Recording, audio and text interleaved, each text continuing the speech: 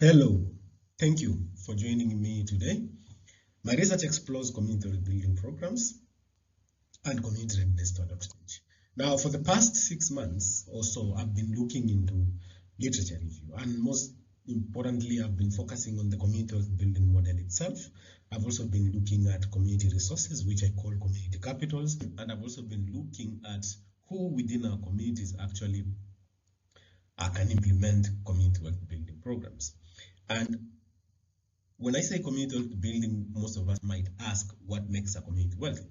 Now, literature points towards the community resources we have, which I now call here the community capitals, which seen here include natural capital such as water. It could be human capital, which are necessarily the knowledge and skills of the people.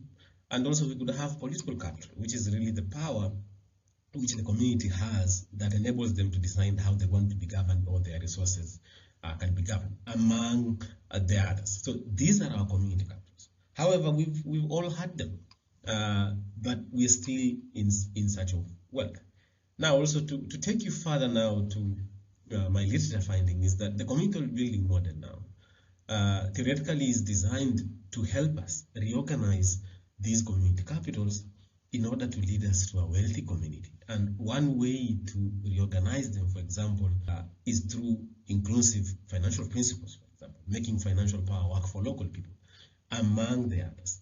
But again, still, who can lead this transformation? Who can pick these 5 principles of community building that you see here and implement them so that we get to a wealthy community?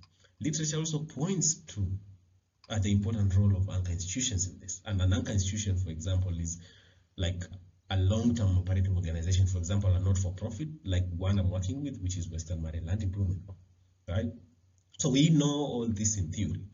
But again, in practice, we know really little about how community building programs work and how anchor institutions work towards making these community building programs work. And that's necessarily why my research matters, with my next steps actually being now working collaboratively with Western Marine Land Improvement Group and other anchor institutions to select case studies of programs that are already being implemented to see really how these work. And we will go further to do scenario planning and user design workshops with this organization and its members and communities to see really how these community building programs engage communities in transformative thinking towards a wealthy community within Marine Land.